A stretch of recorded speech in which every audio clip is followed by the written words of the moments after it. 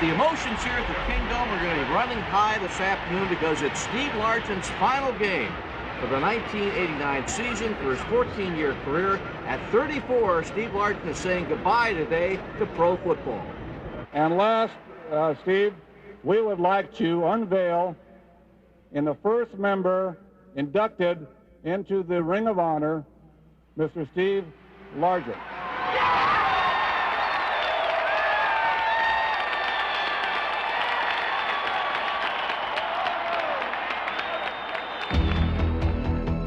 He leaves the game as the most prolific receiver in NFL history.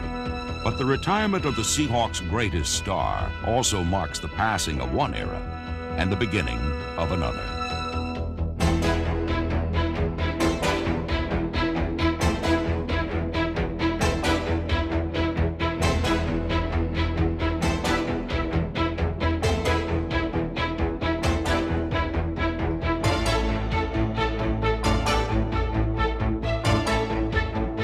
In 1989, head coach Chuck Knox began a search for leadership to deal with life after Largen, turning first to the experienced members of the offensive line. Center Grant Fiesel, 9-year guard Edwin Bailey, 12-year veteran Mike Wilson, tackle Ron Mattis, and 6-year mainstay Brian Millard. Another familiar face, running back Kurt Warner, assumed his customary role as Seattle's leading ball carrier, while increasing his career team record totals in attempts, yardage, and touchdowns.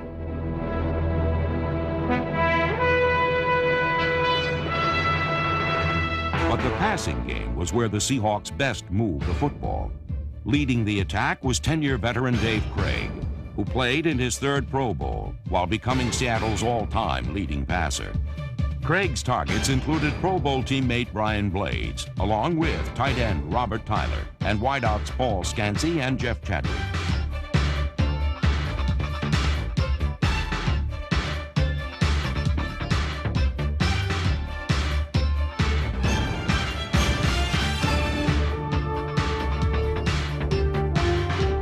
Whenever Craig needed an escape hatch, there was no safer haven than the outstretched hands of John L. Williams.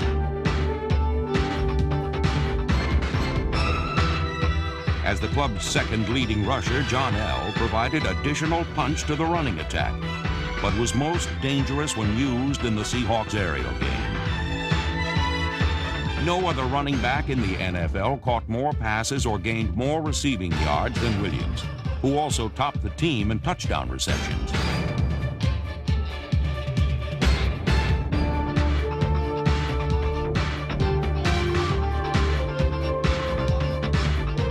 John L. Williams, pro football's top pass-catching runner and a key to Seahawks success in the post-Largent era.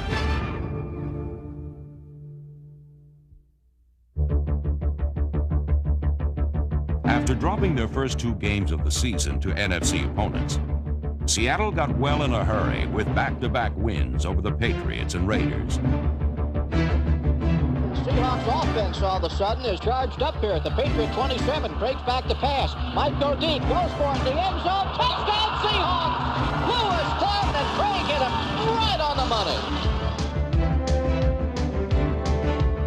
The Seahawks beat New England by 3 touchdowns, then rolled over the Raiders thanks to timely defense led by strong safety Nesby Glasgow, number 22. Also contributing was a well-balanced attack that featured a 100-yard day from Kurt Warner, plus scores from John L. Williams and Brian Blades. Here's Craig, couple of steps back, throws one down toward the left sideline in the end zone. Touchdown, Seahawks to Blades! Blades took off like he was shot out of a cannon down the left sideline. While Seahawk veterans were performing at top capacity, a legion of fresh faces in Seattle were starting to feel more at home. In all, 22 new players, including 14 rookies, saw action, the most ever in any year Chuck Knox and his staff have coached a team. With the arrival of so many new players, the guidance of Seattle's assistants in reshaping the lineup was more valued than ever.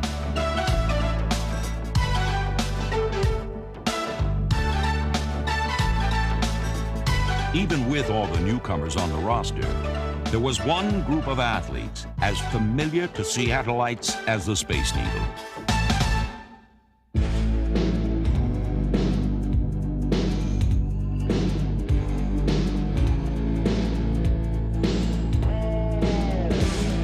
The Seahawks front three of Jacob Green, Joe Nash, and Jeff Bryant has played together for nearly a decade, longer than any other defensive line in pro football.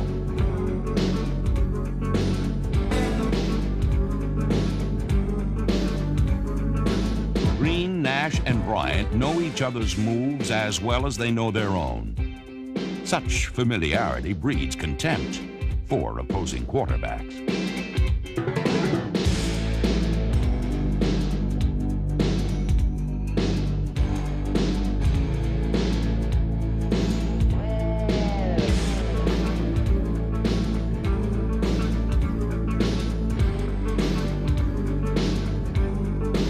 With additional support from Roy Hart, number 63, the line helped to define the roles of the entire Seahawk defense.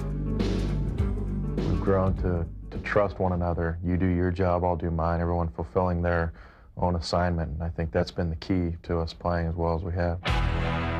We're an attack-type defense, and we've come with a lot of varied looks, and I think it keeps people guessing a little bit. And you see around the league that the good defenses are the ones that keep people guessing and are always attacking rather than sitting back and waiting for them to come at them. Wyman and the linebacking core of Tony Woods, Darren Como, M.L. Johnson, Brian Bosworth, and Rufus Porter used multiple coverages and complex rush techniques to chop down ball carriers and stir up the intensity of Seattle's defensive play.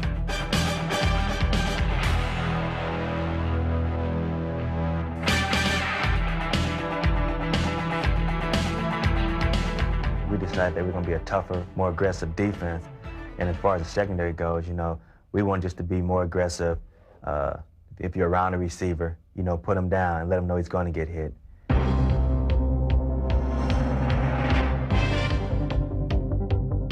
Opposing receivers tested Seattle's defensive backs at their own peril, risking telling blows from Harper, Hunter, Glasgow, Robinson, Jenkins, Moyer, and Hollis. Better coverage and punishing hits helped Seattle's secondary to finish among the AFC's top 5 in pass defense.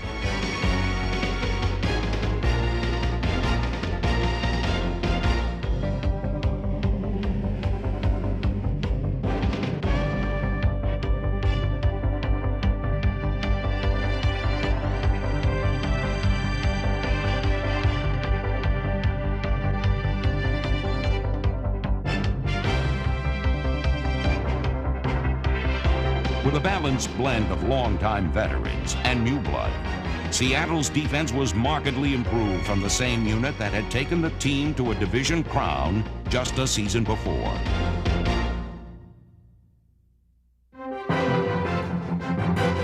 With a kick from Ruben Rodriguez or Norm Johnson, Seattle's renowned special teams were off and running, and opposing returners were in for nothing but trouble.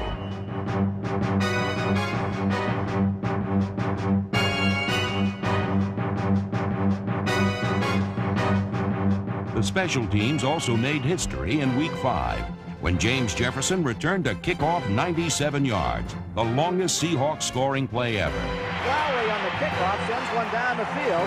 Going to be fielded by Jefferson, who brings it up across the 15. This time one man defeats the 25. This time another. He's all the way out to the 30. He could be on his way. He's going for a touchdown. He's at the 20, the 10. Touchdown Seahawks. Jefferson's return put him in the Seattle record book, while the hustling play of special teams ace Rufus Porter placed him in his second straight Pro Bowl. Porter continued to excel as the conference's finest special teams player. But in 1989, Rufus expanded his role defensively as the Seahawks' designated pass rusher. Well, I think my skills are my small size and it's my speed and quickness. So that's what I try to use on a guy that's 300 pounds or a guy that's 290. You know, I know he can't really move as quick as I can, so I just try to use that against him. The role I play is trying to put pressure on the quarterback, you know, keeping everything inside of me and hopefully get a sack. That's such great effort. I've seen Rufus get blocked 2 or 3 times by 2 or 3 different people on a play, and he'll still keep hustling. He's able to make moves and be under control at full speed somehow. And that's the thing that's really struck me about Rufus Porter rushing the quarterback.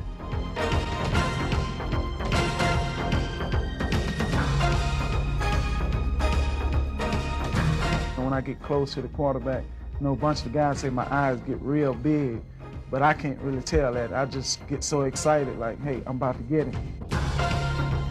Porter got to the quarterback more than any other Seahawk, finishing among the AFC's top pass rushers with the most sacks ever by a Seattle linebacker. Porter was just one of several young players who will be starring for the Seahawks as they enter the 90s.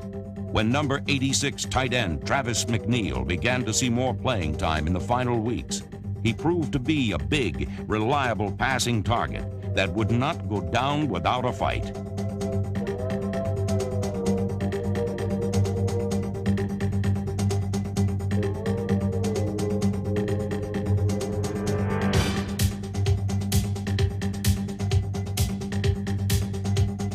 McNeil made the NFL All-Rookie squad, as did tackle Andy Heck, number 66. Seattle's top draft pick out of Notre Dame became a fixture at left tackle by mid-season, using his massive frame to clear paths for the Seattle running game.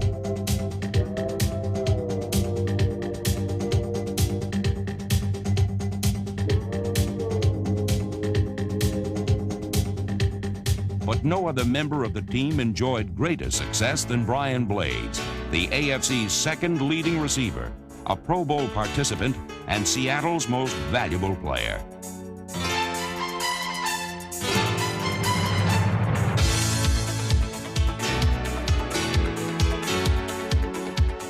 In only his second season, Blades amassed impressive statistics, but also earned the respect and confidence of his teammates.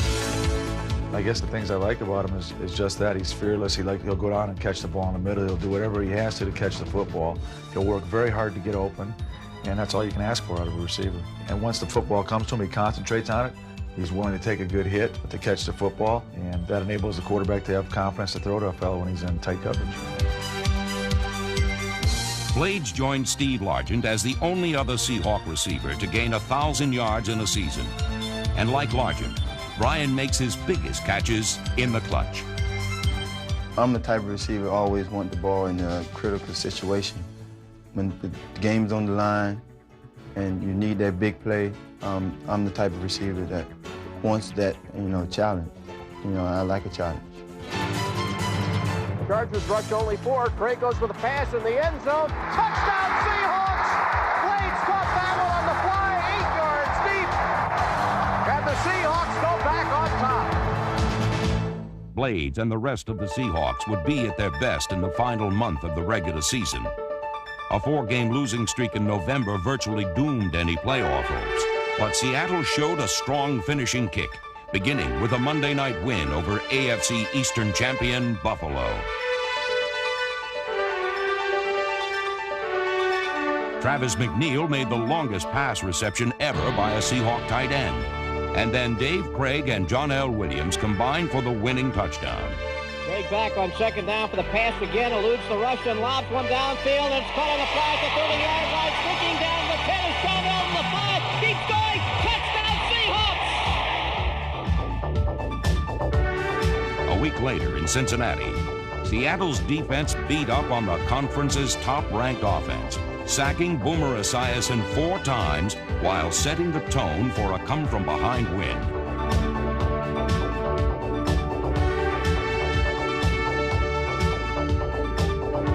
Craig's back to pass. Has a lot of people there. Craig throws upfield. Catch is made. 41 is good rally. Blades is off to the races and could take it all the way. Touchdown Seahawks! A fourth-quarter touchdown by Kurt Warner wrapped up the victory against the defending AFC champs, setting the stage for a nationally televised battle under the dome. The opponent was the arch-rival Raiders, But that did not keep the Seahawks from reeling off their third straight win. Craig will operate out of the shotgun. He's at the 15, now throws in the end zone. Touchdown Seahawks with John L. Williams. With their late season surge over playoff contenders, Seattle concluded the '89 campaign with a positive feeling that they would be back in 1990, eager to reclaim their division championship. On December 10th, 1989, Steve Largent finally sees the last meaningful NFL receiving record that had eluded his grasp. Second down, 7. Meanwhile, Seahawks down 10-0. Cincinnati 10-yard line. Best penetration. Craig back the pass. Little pump fake. Now looks, throws to the end zone. There it is. Touchdown Seahawks. Number 100. And that long pursuit of Don Hubson's career touchdown reception in the NFL is over, and Steve Largent has number 100. Yet with only 2 weeks until his retirement, Steve used that moment to give rather than receive. Seahawks radio announcer Pete Gross had been battling cancer for 2 years. And following the game, Largent presented him with his jersey as a symbol of friendship and support. For all fans, that single moment defined Steve Largent as a player and as a man, marking a graceful exit from the game. He is not only a Hall of Fame football player, he is a Hall of Fame human being, a Hall of Fame father, a Hall of Fame husband. And these, I think, are the things that are important to Steve Largent as he goes through life. People will remember him for his football here in the Seattle area, but I think even more remember him as a human being. Largent will someday be enshrined in the Hall of Fame, but his NFL debut in 1976 hardly suggested football immortality. Steve had been drafted in the 4th round by the Houston Oilers, only to be cut prior to the start of the season. At that point in time, a lot of my self-worth, self-esteem was built upon or based upon my ability as a football player. And so to have someone say, "You're not good enough," it was really a crushing blow to me. I was going to fix dinner, and I wanted him to come out. And Steve said, "Well, that'll be great, but I need to get home and get to bed early. I've got to catch a plane in the morning." And I said, "Oh, where are you going?" He says, "I'm going to Seattle." He said, "But I'm only going to take a few things because I may not be there long." Well, you know the rest of the story. In retrospect, his trade to the expansion Seahawks for an 8th-round draft pick may be football's equivalent of buying Manhattan for $24. In just a few seasons, Steve Largent made himself into one of the best receivers in the game. You can tell by watching film with Steve Largent and when you get to play with him or against him that he's a guy that is determined to win. He's determined to do his part. Largent won on the playing field by winning the inner game of football, outwitting, out-hustling, and outlasting his opponents. He's so quick, and he weaves you up and down the field, and he just knows the game. He knows what you're trying to do to him before you even do it to him. Soon, the passing duo of Jim Zorn to Steve Largent became the centerpiece of the fledgling Seahawk franchise. And I think his best asset is he understands the game, and that helps me out a lot because he makes adjustments, being as smart as he is. Don't take that to your head, son. Right, Jim, you forgot to tell him about my hands. And he's got great hands, and people don't think he's fast, but he's fast. But while the football yardage was mounting toward record levels, at home, Steve and his wife Terry faced their greatest challenge. Their 4th child, Kramer, was born with a neuromuscular disease, spina bifida. It was heartbreaking just to think what Kramer would have to experience in life. And then it was also real devastating to watch Steve kind of walk off to the corner of the room sobbing. That was the hardest thing for me. Keep going. Keep going. Lift up. Stand. Let me see you stand. When Kramer was born, you know, I cried tears of bitterness and disappointment. But I've told my wife already, the day that he walks, there'll be tears of joy, and I'm really looking forward to that time. With Kramer, Largent gained a new perspective in his life. And as his son grew, so did Steve's fire on the field, toppling records while becoming the most beloved hero in the Pacific Northwest.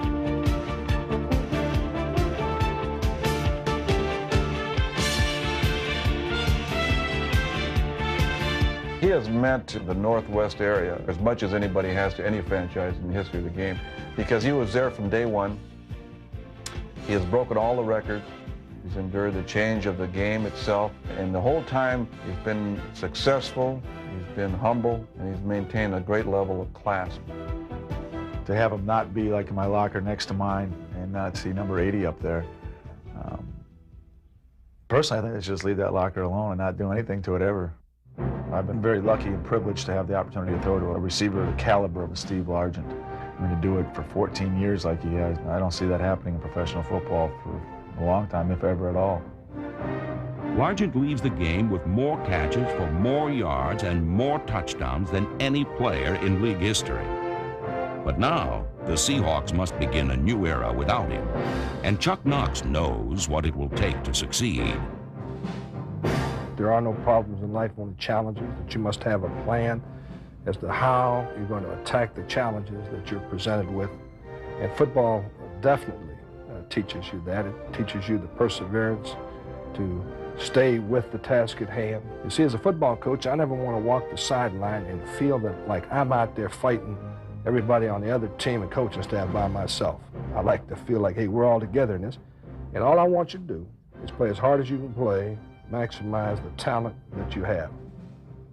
The torch has been passed to the next generation of Seahawks.